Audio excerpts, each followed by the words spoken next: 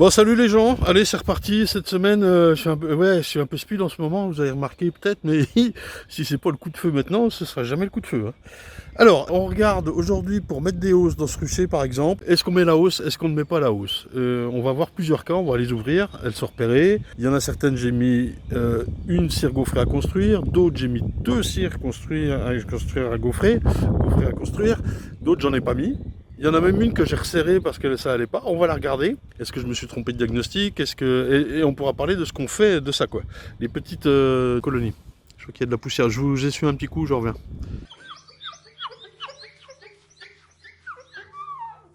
Donc voilà, ça va mieux.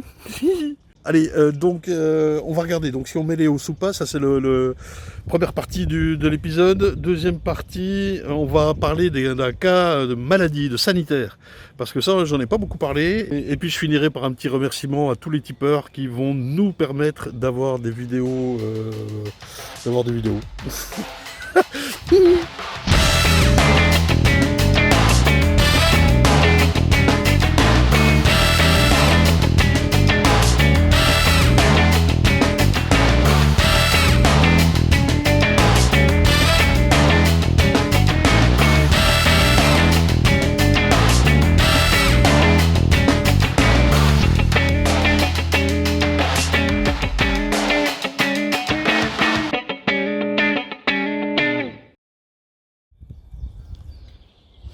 Hop là. Bon, faut que j'arrête avec le c'est affreux. Bon, j'ai changé de. J'ai changé. C'est plus près, hein, c'est moins près. Qu'est-ce qui se passe? Wow, ça s'ouvre. Non, hein, j'ai l'impression d'être plus près de vous. Bon, alors on avait vu comment on pouvait agrandir une colonie en rajoutant une feuille de cire gaufrée, ce que j'appelle une G, donc une G côté gauche ou côté droit du couvain, ou les deux, pour son expansion au printemps, quoi. Alors, est-ce qu'on met la hausse sur une ruche? On va dire, toujours sur un constat d'Adam 10 cadres, hein, voilà. On va dire qu'on va mettre la hausse à partir du moment où les 10 cadres sont remplis d'abeilles. Je fais la grimace là, ça se voit? Eh bien pas forcément. Alors dans la mesure du possible, oui. C'est-à-dire que si elle n'est pas blindée d'abeilles, elles vont pas s'occuper de la hausse. Hein, ouais. Je dis pas forcément parce que vous pouvez mettre la hausse alors que votre colonie en dessous, je suis prêt là, hein, ouais. Vous pouvez mettre la hausse alors que votre colonie en dessous est sur 8 cadres. Ouais, c'est faisable ça. Et puis après, vous viendrez mettre un 9e et un 10e. Et pendant ce temps-là, elles auront rempli les 3/4 de la hausse au-dessus. Oui, oui, c'est faisable. On va ouvrir quelques ruches.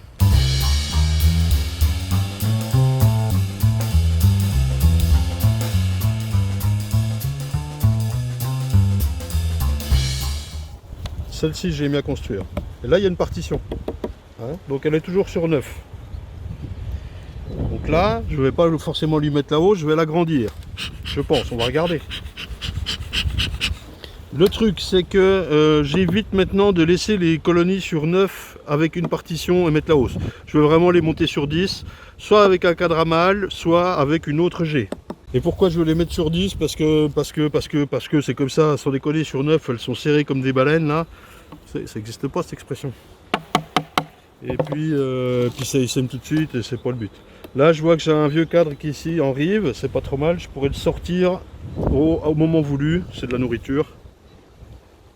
On voit qu'elle rentre du nectar de partout, hein, c'est tout brillant. Là.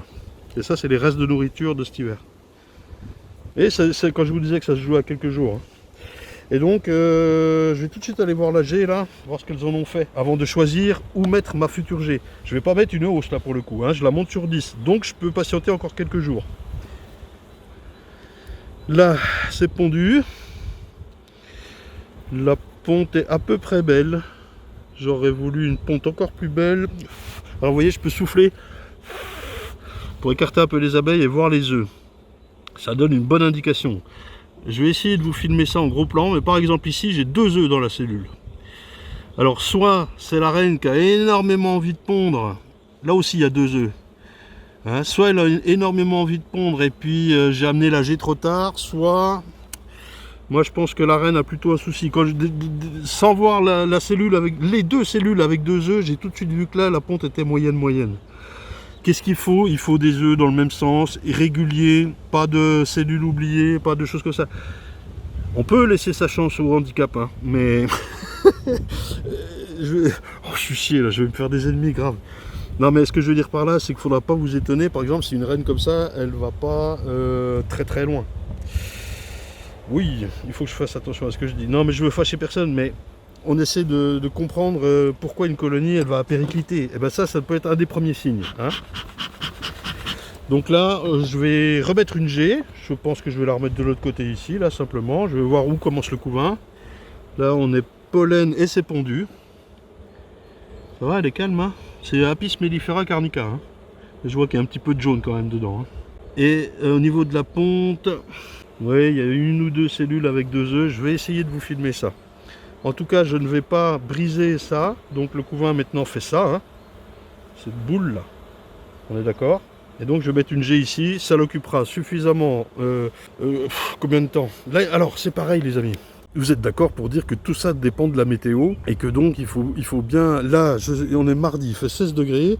Mercredi, ça baisse. Il y a le vent d'ailleurs qui arrive, là, qui annonce la tempête.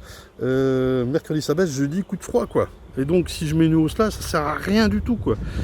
Et mon souci aussi, là, c'est que je veux pas mettre de hausse au 2 avril ou au 3 avril ou... enlever le masque là, il sert à rien. Oui, qu'est-ce que je disais? Je veux pas mettre la hausse trop tôt parce que il va falloir la laisser jusqu'à l'acacia. Et donc, on est le 2 avril. L'acacia, allez, on tape au camp. Bon là, a priori, tout est en avance, mais c'est pas sûr. Donc, raisonnablement, on dit quoi, au 15 mai? Sainte-Glace? Ouais, allons-y pour le 15 mai, au pif, enfin au pif. Je vais essayer de retrouver les dates, vous savez, une fois j'avais noté toutes les dates à laquelle j'avais posé les hausses. Et je retrouve ça, le tableau, là, on compare. Hop, voix off, magie. Alors j'ai retrouvé justement le tableau, c'est dans l'épisode 11 de la saison 1 qui s'appelle Angelure et boule d'abeille. C'était le petit tableau de date des poses des hausses. Hein. C'est pas les dates de floraison, mais enfin bon, c'est sensiblement très proche. Et là, vous voyez que dans notre exemple, on serait sur une base de 2014, avec une pose des hausses au printemps le 2 avril, et puis l'acacia qui était le 6 mai. Et pfiou, ça fait tôt quoi. Là, si je pars dans notre exemple, un acacia au 15 mai, les hausses de printemps vont rester un mois et demi sur les ruches. C'est long quoi. Bref, là ça veut dire que la hausse elle va rester un mois et demi. Tout le mois d'avril et la moitié du mois de mai. C'est trop, enfin c'est trop. C'est très bien, hein, mais moi j'ai pas envie de ramener du cristallisé. J'en ai ras-le-bol du cristallisé, je peux plus le voir. Et voilà. Là-bas j'ai un champ de colza qui commence à jaunir, je vous montre. Je sais pas s'il se voit beaucoup, là ça commence à jaunir tout doucement. Alors qu'est-ce que je vais faire? Moi ce que je vais chercher à faire c'est gagner du temps. Là sur cette ruche, je vous la remontre. Sur cette ruche, je vais remettre une G tout de suite là. Et quand je vais repasser, ce serait le moment de mettre la hausse. Ce sera en gros la semaine prochaine, ça dépend de la météo et du coup de froid qu'on va avoir. Eh bien je pourrais venir faire un essaim. Là pour moi le greffage c'est trop tôt pour commencer. Mais peut-être que la semaine prochaine on pourra commencer. Ça pourra faire l'occasion d'une vidéo. En tout cas là, dans ce cas-là, on a 1, 2, 3, 4, 5, 6, 7 4 de couvain. Allez, j'abuse parce qu'il y en a plutôt 5. Là, c'est à peine pondu et là, c'est à peine pondu. Donc, ça peut encore patienter. Ça va exploser, on est bien d'accord. Tout ça se joue toujours à quelques jours, hein, tout ça. On est bien d'accord, quoi. Donc, hop, je la mets là. Parce que là, j'ai vu qu'il y avait des œufs. Je ne veux pas l'embêter à couper en deux. Voilà, là, elle pourra patienter quelques jours.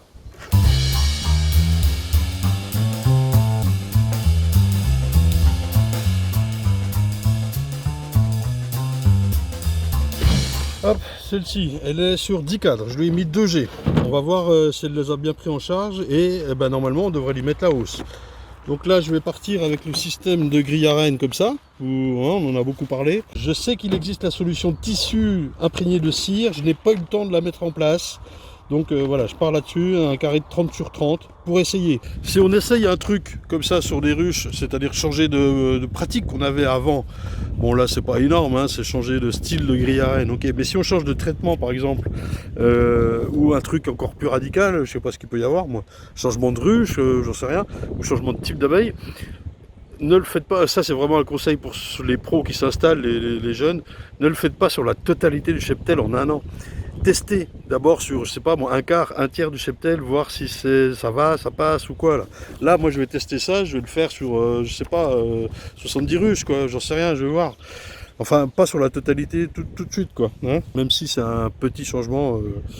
Voilà. La hausse, vous avez vu, je l'ai préparé là. J'utilise donc ce qui est prévu maintenant cette année, les 9 cadres pour le printemps. parce que les ruelles sont plus étroites et donc le miel est tenu plus au chaud. Et ben voilà quoi, c'est ce que je souhaite pour éviter de cristalliser. Alors vous allez me dire, oui mais tu as une ruelle de plus, certes. Écoutez, on verra. Par contre, donc, pour encore gagner du temps, vous voyez que j'ai mis 2 cires à gaufrer de chaque côté. Ça fait un moment que je les ai. 2 cires à gaufrer de chaque côté. Voilà, je les ai placées comme ça, moi. Hein. Y avait la question de savoir quand on part de zéro, c'est-à-dire qu'on n'a que des cires gaufrées. Eh ben, oui, faut y aller, quoi. À certains moments, pas trop le choix. Vous allez mettre votre hausse sur une ruche, mais alors, pour le coup, bien belle. Hein. Là, il faut de l'abeille, beaucoup. Et enfin, je veux dire, si vous avez, je peux pas prendre ma main là pour mimer encore une fois la petite boule, mais non, mais il faut une colonie conséquente, quoi. Même peu importe la couleur, quoi. Si vous voulez construire une hausse complète neuve, c'est faisable. Bien sûr, je l'ai fait moi, mais il faut qu'il y ait une forte colonie en dessous. Et il faut que ça miele fort. Là, par exemple, ça miellait, mais ça mielotait plus que ça miellait. Il faut, je sais pas moi, des conditions comme on a connu l'année dernière, par exemple, ça a mielé fort pendant de longues périodes, quoi. Voilà. Mais c'est faisable, oui.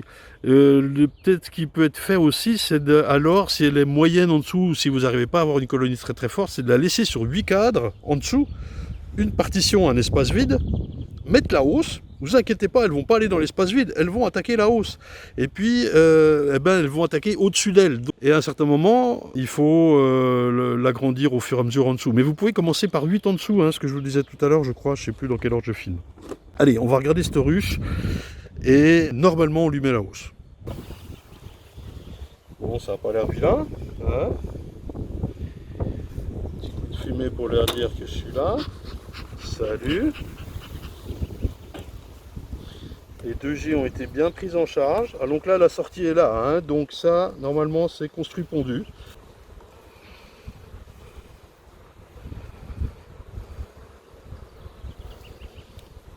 Ah là, c'est blindé. Hein.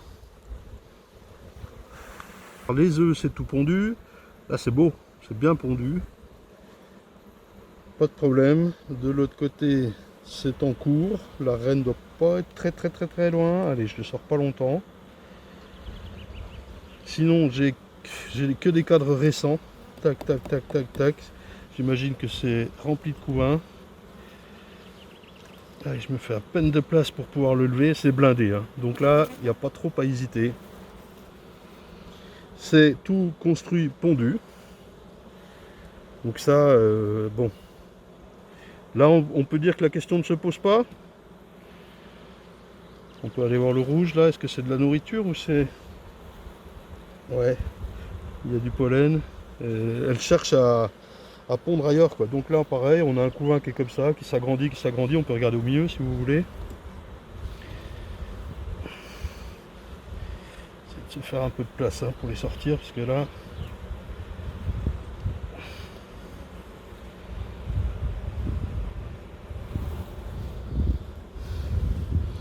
Donc c'est full.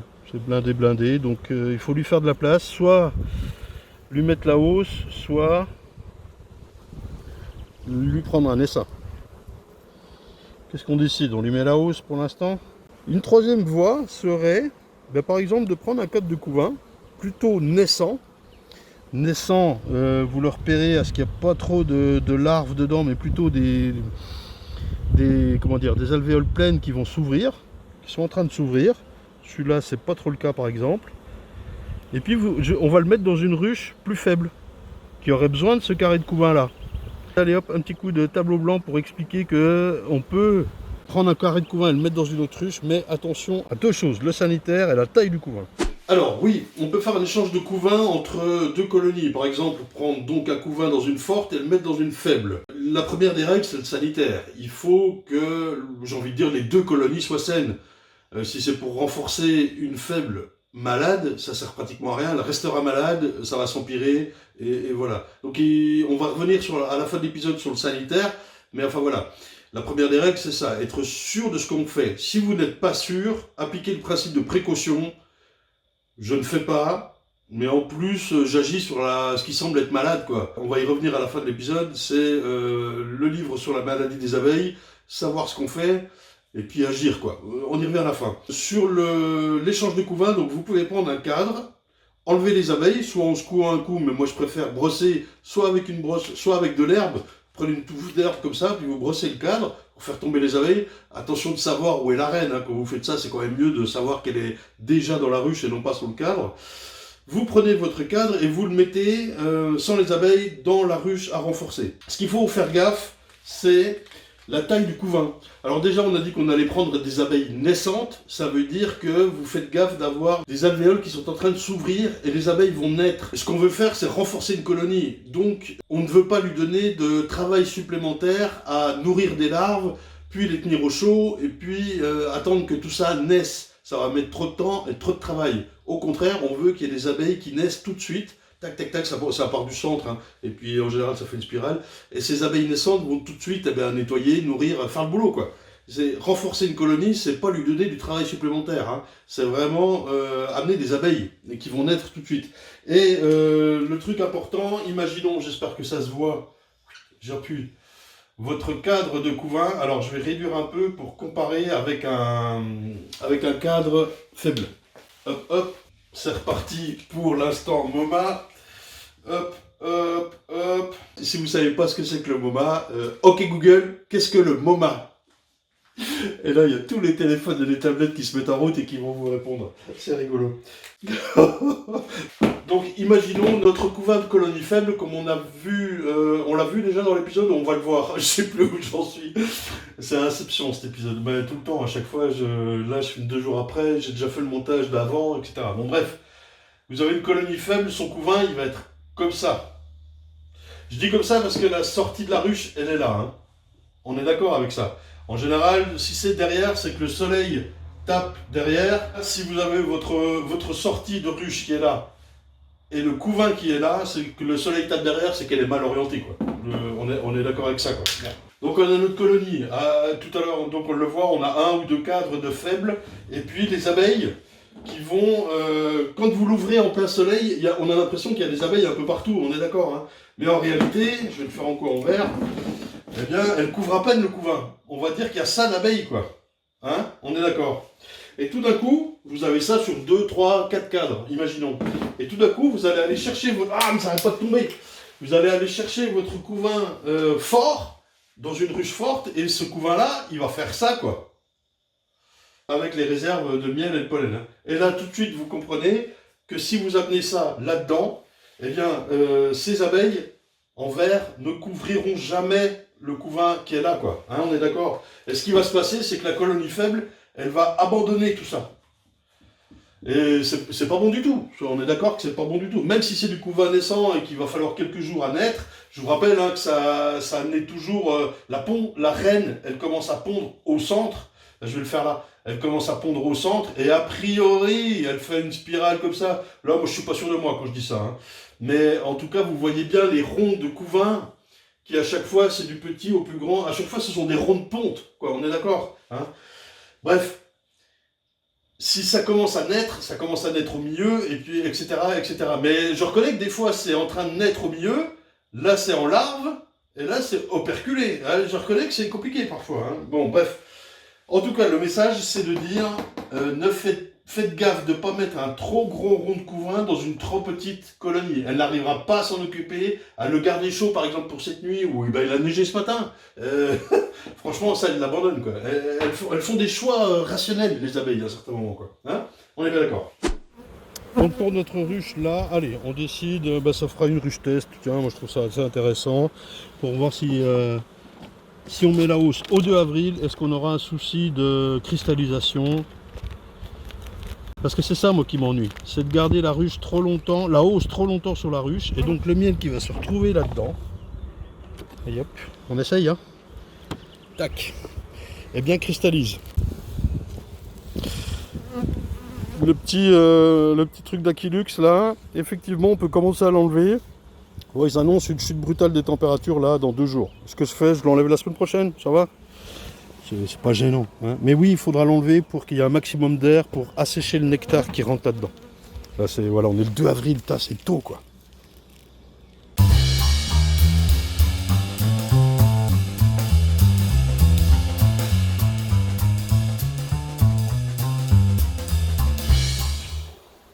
Là, il peut être intéressant, je vois que ça construit au milieu, la fumée elle est où?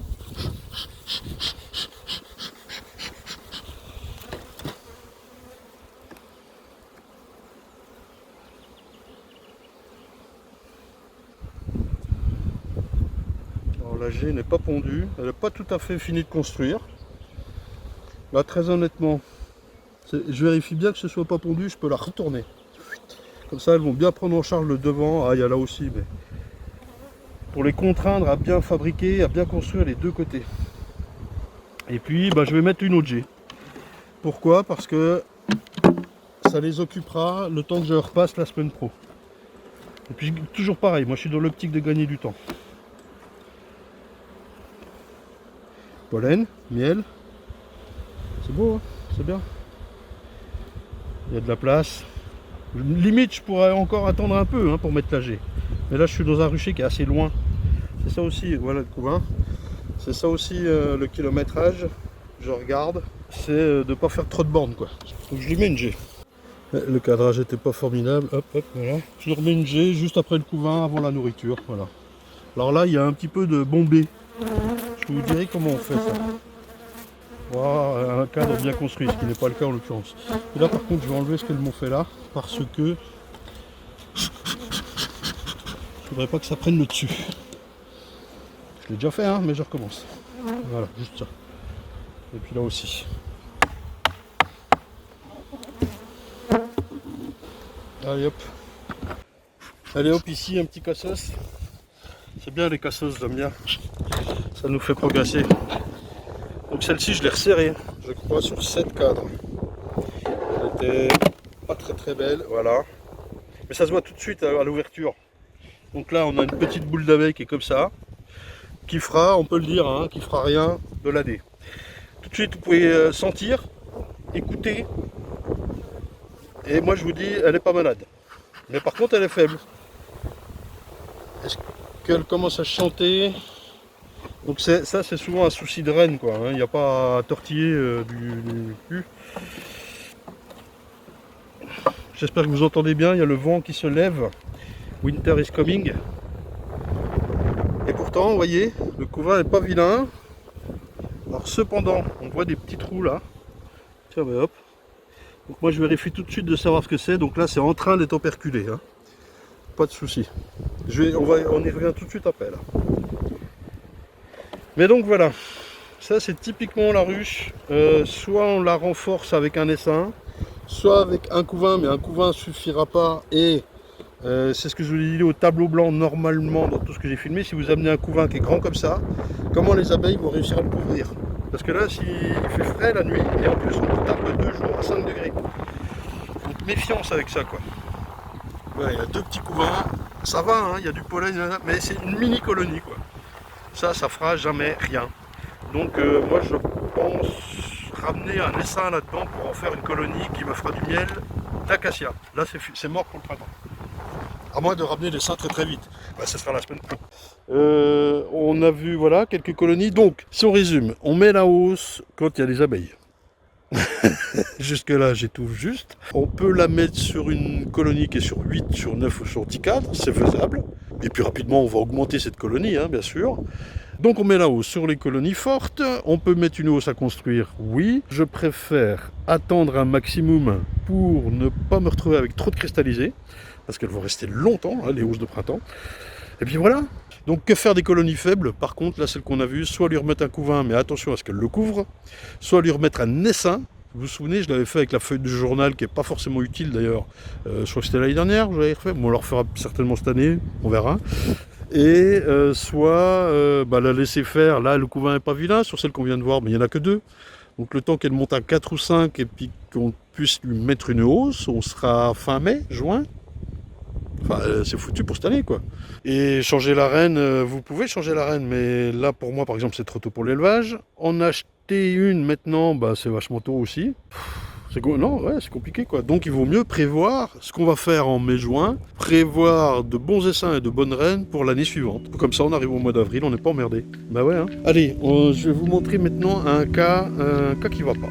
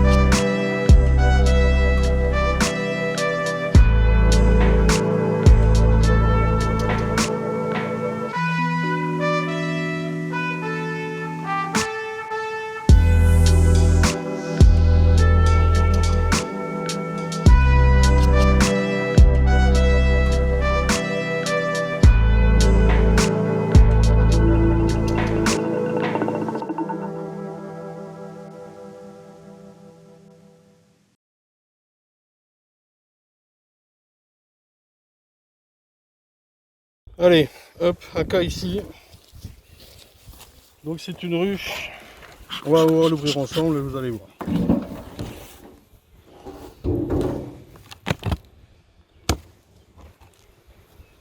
Elle n'est pas vilaine. Là d'ouverture, il y a de l'abeille.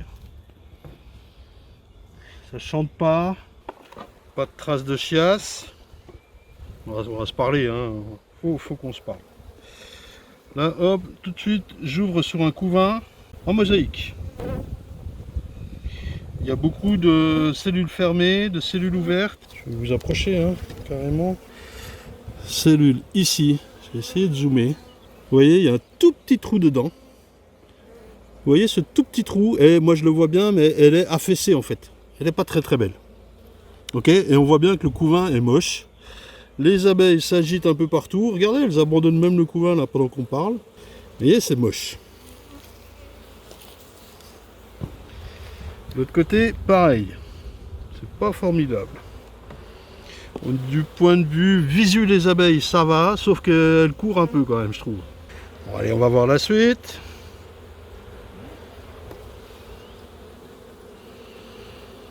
Pareil, couvain pas formidable. Je regarde si la reine est là. Hein. Vous avez un visu, ça va?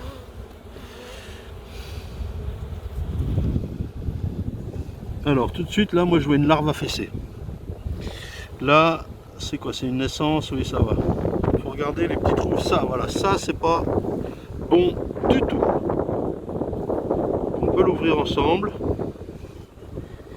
Qu'est-ce qu'on trouve dedans? Une larve affaissée, moche, qui n'est pas dans sa forme habituelle. Bon, là je pense que vous ne le verrez pas. Donc qu'est-ce qu'on peut faire dans ces cas-là? Bon, on voit que le couvain est moche, sans se fier aux abeilles qui bougent un peu, ça j'ai l'habitude de les voir, mais vous voyez bien que le couvain est moche et pas régulier, qu'il y a des trous. Elles essayent de pallier ce problème, ça repond de tous les côtés. Et si vous regardez les larves bien blanches là au fond, alors je ne sais pas si vous les verrez, je vais essayer de filmer ça après, on voit qu'il y a un souci quoi. Il faut repérer voilà, ces cellules-là. Là. Vous voyez le petit trou qu'il y a là-dedans, avec une cellule qui n'est pas bombée. Elle est plutôt creusée, au contraire. Ici on ouvre une belle larve affaissée. Donc là, tout de suite, on va faire le test du brin de paille. Vous connaissez? Allez. Donc je prends une paille, peu importe, un brin d'herbe, un truc. Je rentre dedans, je malaxe et je tire. Et ça doit filer. Enfin, ça doit filer. Si ça file, ça veut dire que ça suit le brin de paille. Je vais recommencer dans une autre cellule. C'est très mauvais. Je rigole, mais putain. Là, ça ne file pas. Donc, je vais vous dire les mots tout de suite. Hein. Donc, ça n'est pas la loque américaine, c'est la loque européenne, a priori. On va vérifier ça. J'espère que je suis dans le cadrage. Là, j'ai encore une cellule à vérifier. Un tout petit trou, elle est affaissée. Si je regarde dedans, une larve brune moche qui a crevé, hein, voilà, que les abeilles n'ont pas nettoyé. Je rentre mon brin de paille, je tire et ça file pas. Là, vous voyez que ça file pas. Si j'avais un fil en tirant là sur 2 cm qui suit le brin de paille, eh bien, ce serait carrément de la loque américaine. Et là, ça n'en est pas. Je le vois aussi parce que comment dire. Tiens, je pourrais le faire là si vous voulez. Vous voyez, cette larve-là, elle est malade, elle est atteinte. Donc là, bon, bref. Je vous fais le topo au tableau blanc sur les deux loques, les deux styles de loques. Bon, oui, les deux types de loques. Alors, c'est compliqué, enfin, c'est pas compliqué. Il faut vraiment apprendre à les distinguer. Ce sont les maladies les plus... Enfin, je sais pas si c'est les plus contagieuses. Le varroa, c'est quand même très contagieux avec la dérive. Hein. On l'oublie forcément. Les mâles ont accès à toutes les ruches, ils se baladent avec leur varroa. Hein. Enfin, bon, bref. Non, alors les deux loques, il faut vraiment apprendre à les reconnaître. Là, dans mon cas, on voit la loque européenne. Et si ça file donc, ce serait la loque américaine. Je vais pas faire un exposé royal là-dessus, je suis pas, j'ai pas envie. Voilà, ça va être trop long. Et je vais vous lire, ça va se résumer à lire ce qu'il y a là-dedans. Je vous reconseille encore une fois ce livre. Il faut, si vous êtes possesseur de ruches, l'avoir, je pense. Voilà. Et je pense qu'il est indispensable. Voilà, c'est le meilleur qui existe. Il y a toutes les maladies, on en avait déjà parlé, il y a ce qu'il faut faire, un machin. C'est le plus complet. Alors, voilà les deux types de loques, loque américaine, loque européenne. J'espère que je prononce bien. Penibacillus larvae, Melissococcus plutonius. Il faut vraiment savoir ça et comprendre ça. Là, je me base encore une fois sur le bouquin Le Maladie des abeilles du vétérinaire Samuel Boucher. Je vais vous lire l'origine de la maladie et le diagnostic clinique. Penibacillus larvae est l'agent responsable de la loque américaine. Cette bactérie se présente sous deux formes, végétative et sporulée. Oui, sporulante, sporulée, je ne sais pas si j'ai juste. Les spores sont extrêmement résistantes. C'est une spore, hein, résistantes aux agents chimiques et à la chaleur. Elles ne sont pas détruites par les antibiotiques. Elles peuvent survivre pendant plusieurs années sur les écailles, dans les couvains morts, dans les produits issus de la ruche et sur le matériel. Une fois ingérées, elles induisent la maladie en passant à la forme germinative. Le passage à la forme sporulée a lieu en condition de stress lorsque le bacille a épuisé toutes les ressources nutritives de son milieu, c'est-à-dire les tissus larvaires. Cela se produit également lorsque les conditions du milieu sont défavorables, dessiccation par exemple. Les spores peuvent se retrouver partout dans la ruche, cire, bois, abeilles. Donc, c'est une bactérie qui infecte le couvain d'abeilles et qui, quand elle n'a plus la possibilité d'infecter ce couvain, va se mettre en forme de spores. Et ce sont ces spores que l'on cherche à détruire lorsqu'on désinfecte notre matériel. Le diagnostic clinique. Les signes cliniques de la loque américaine sont très variés et dépendent du génotype de la bactérie impliquée. Dans les colonies sévèrement infectées, un couvain mosaïque apparaît avec juxtaposition de couvains d'âge différents, de restes de larves malades et d'alvéoles vides. L'alvéole operculée contenant une larve malade semble moite et de couleur plus foncée. Elle devient concave et se perfore lorsque l'infection progresse. Une odeur caractéristique se développe alors. Après leur mort, les larves deviennent filantes et lorsqu'on introduit dans l'alvéole pleine une sonde, allumette, brindille ou brin de paille, ce que je vais faire, ou ce que j'ai fait, je ne sais plus dans quel sens je filme, on en retire une masse élastique correspondant au reste larvaire. C'est le test dit de l'allumette ou du brin de paille. Donc, hein. Ce test est probablement la meilleure technique pour un diagnostic de terrain, mais dans certains cas, les restes larvaires sont aqueux, ce qui donne un résultat négatif. Vous voyez, il faut quand même vachement se méfier. Hein. Alors, pour la loque américaine, il y a une déclaration obligatoire de la maladie. Là-dessus, moi je voudrais faire intervenir le vétérinaire de mon coin, Joseph, Joe le Veto. On en a déjà parlé, moi j'aimerais bien que tu nous fasses une vidéo là-dessus, que tu participes. Allez, mettez-moi tous un petit pouce bleu là pour que Joe le Veto vienne nous expliquer tout ça. Et puis ça va faire un épisode trop long pour moi là. Puis je suis pas le meilleur pour expliquer tout ça, franchement. Ce qu'il faut savoir, c'est que la déclaration obligatoire va faire une inspection de votre rucher, normal. On va regarder tous les cadres de couvain de 80% des ruches, je sais plus, ou 100% si un cas est détecté. Hein. Et ça va créer une zone de blocage des ruches sur 3, 4, 5 km, sur 3 km, puis une zone de contrôle un peu plus large. Ces ruches-là ne pourront pas bouger. Sous-entendu, s'il y a des transhumants là au milieu, ils ne pourront pas bouger leurs ruches. Alors c'est très bien, ça limite la maladie et il faut pas prendre ça à la légère, loin de là quoi. L'effet inverse, l'effet pervers, c'est qu'on peut rater des mielés pour ceux qui transhument. Moi, je transhume pas, hein, mais pour ceux qui transhument, on peut rater des mielés. Par exemple, une mielée d'acacia où il faut se déplacer, ou une mielée de tilleul où il faut se déplacer, emmener les ruches et tout. C'est le cas de beaucoup de professionnels. Donc, il ne faut pas prendre ça à la légère. Et il ne faut pas non plus dramatiser cette maladie. Si on sait la repérer, on sait la soigner, c'est-à-dire euthanasier la colonie, à un certain moment, il n'y a pas de choix. Et repartir de zéro. Il faut, à un certain moment, on doit se parler là-dessus, quoi. Il faut le faire, quoi. Vraiment, j'invite Joe le Veto, on va le faire, je pense, à faire une vidéo là-dessus. Et voilà. En ce qui concerne la loque européenne, c'est beaucoup moins grave. C'est une bactérie, mais qui ne sporule pas. L'agent infectieux, Melissococcus plutonius, est présent dans le monde entier. Il provoque une maladie bactérienne très contagieuse. Cette maladie affecte le couvain, mais elle n'est pas dangereuse pour l'homme. La loque européenne est de plus en plus présente dans le monde. Elle est parfois sous-estimée par rapport à la loque américaine, mais les deux sont souvent confondus et mal diagnostiqués. Ce n'est pas une maladie à déclaration obligatoire, contrairement à la loque américaine. La propagation de la loque européenne est exacerbée par le stress engendré par un manque de nourriture, d'eau ou une autre maladie ou par un parasite. Dans ma ruche, j'ai l'impression qu'il y a pas mal de varroa, par exemple. Des facteurs climatiques et environnementaux peuvent favoriser la maladie. Ce qui se dit, c'est que c'est pas très grave et que normalement, avec un apport de pollen et de nectar, en général, la colonie se remet parce qu'on distingue cette maladie plutôt au début du printemps et à l'automne. Moi, dans mon cas, là, ce que je vous montre, je trouve qu'elle est trop atteinte, enfin, ça me plaît pas trop, ben, c'est ce que je vous dis là, et je décide plutôt de la supprimer. Mais de toute façon, il vaut mieux bénéfice du doute, enfin, je sais pas comment dire, principe de précaution, quoi. Il faut plutôt les supprimer, brûler l'intégralité des cadres et les enterrer. Ouais, je le dis encore tout à l'heure. Écoutez, il y a long à dire, j'ai envie de dire, mais il faut, le plus important, reconnaître les signes cliniques d'une maladie. Peu importe finalement si on se trompe de maladie, j'ai envie de dire, dans les deux cas, il faut la supprimer, la brûler et repartir de zéro.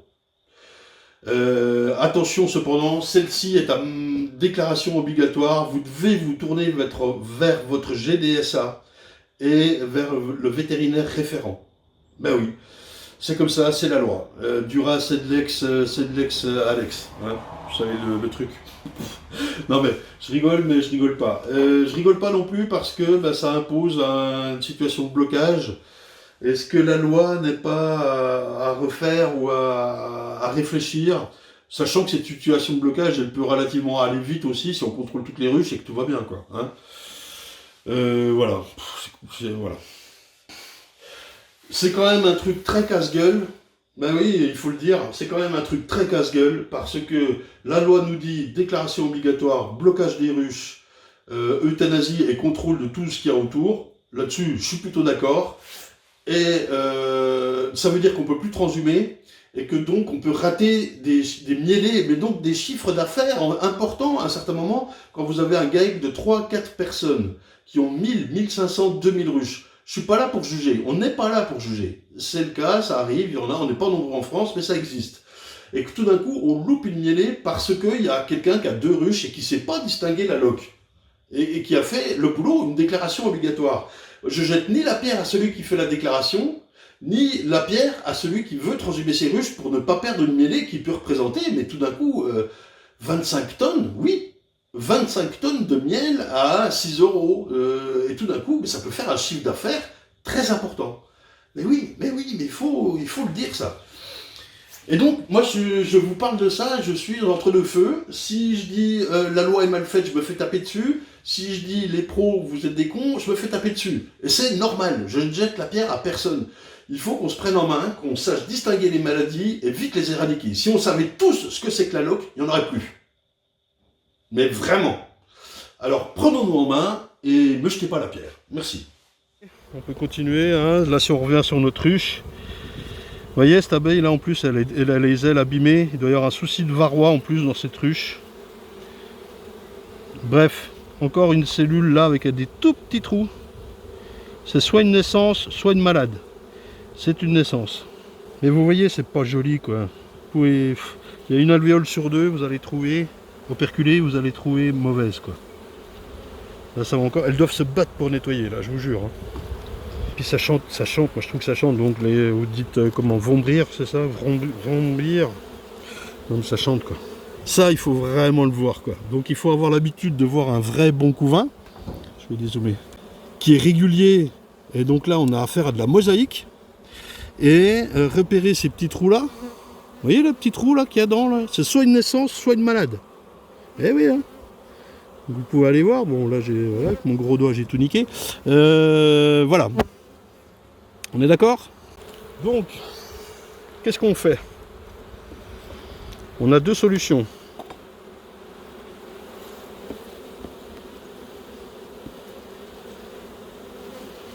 La reine n'est pas mauvaise, hein. Vous voyez, elle essaye vraiment de repondre, et puis les nettoyeuses de reprendre le dessus. Non mais honnêtement, moi je vous dis ce que je fais. C'est soit un transvasement, soit une suppression. Je trouve qu'elle est bien atteinte. Même si elle arriverait à se remettre, ça c'est vraiment moche. Le comportement des abeilles fait que, le nombre d'abeilles fait que je choisis moi de la supprimer. Là, la force de la colonie, je disais, et l'état d'avancement de la maladie fait que moi je préfère la supprimer. Je viens la chercher donc le matin ou le soir, je la ramène à la maison et je euthanasie. Je euthanasie. Ah, c'est rigolo, mais c'est pas rigolo.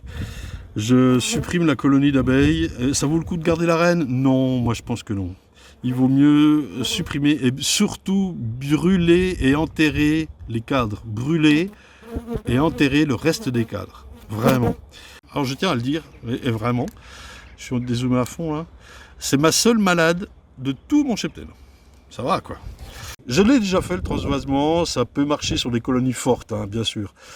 Maintenant, moi je vous conseille, surtout si vous ne maîtrisez pas trop, c'est de supprimer, je suis désolé, mais il vaut mieux repartir de propre et de zéro que multiplier le caca quoi. Alors, chose très importante, donc pour ce qui est de la désinfection, déjà la cote, bon c'est minimum moi toutes les semaines à la machine, ça peut être plus, c'est pour ça que je tourne avec beaucoup de cotes. Hop, sinon, je trouve que c'est vachement zoomé à l'image, non?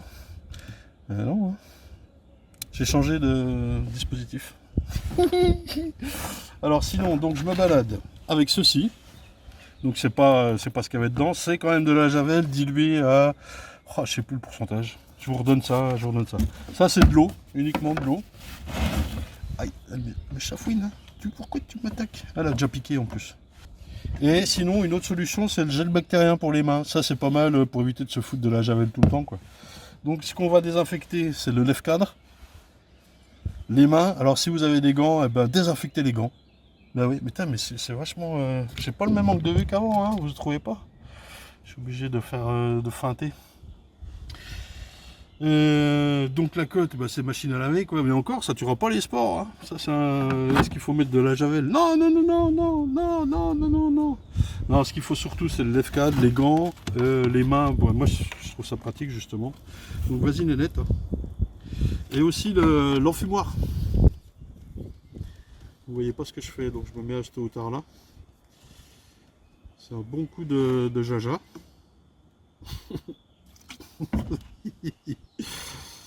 Alors, je rigole parce que bon, non, alors c'est pas rigolo. Putain, je peux pas garder ça sérieux. Le désinfecteur, l'enfumoir, j'y mets toujours un coup moi sur le soufflet.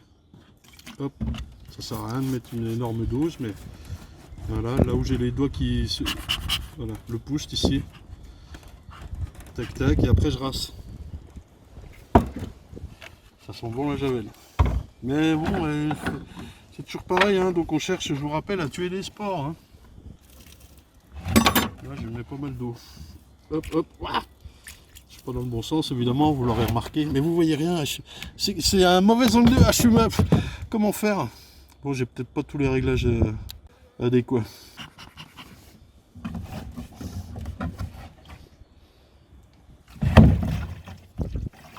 Il pique à l'œil, hein.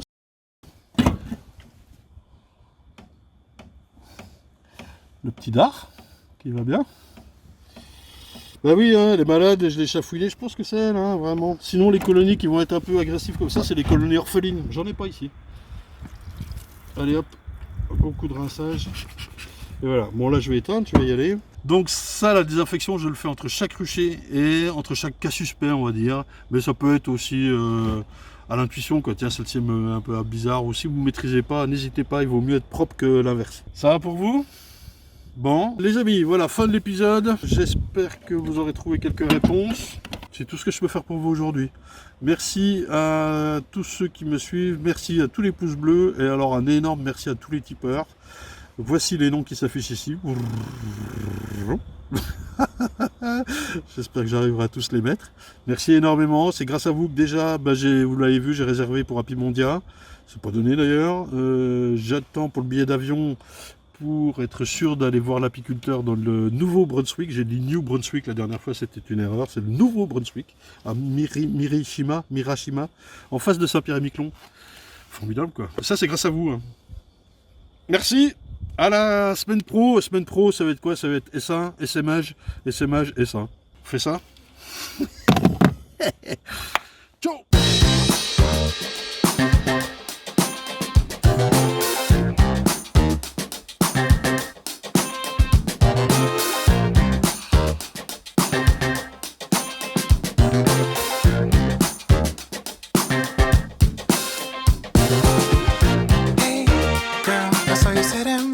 be wasting time. I wanna see your smile.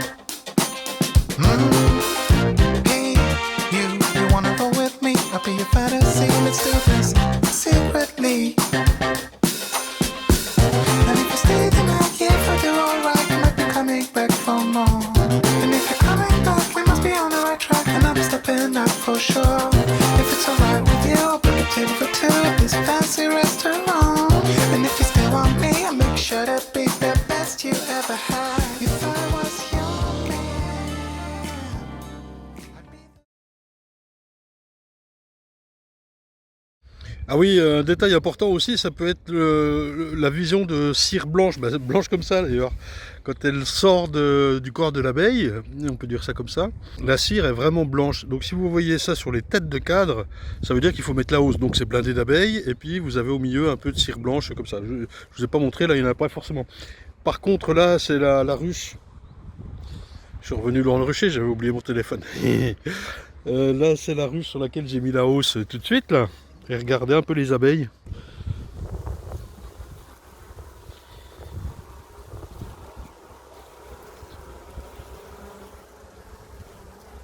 Ça va, elles vont s'en occuper en 2-2. Cool. Et puis je voulais rajouter quoi? Je voulais rajouter un truc, j'ai retrouvé. Ah oui, on voit parfois des gens qui vous disent: ah ouais, si ça miel, regarde si ça miel, qui prennent le cadre et puis qui le secouent, on voit tout le nectar qui coule. Ne faites pas ça, Dieu, mais ça représente des heures de travail pour les abeilles. Je comprends pas moi ça. On s'en fout de savoir si ça miel, enfin on dit que ça miel, ça pisse le nectar, on s'en fout quoi. On le voit dans les cadres, pas besoin de secouer quoi. Non mais c'est vrai les gars, arrêtez de ça quoi, c'est pas bien, c'est pas bien.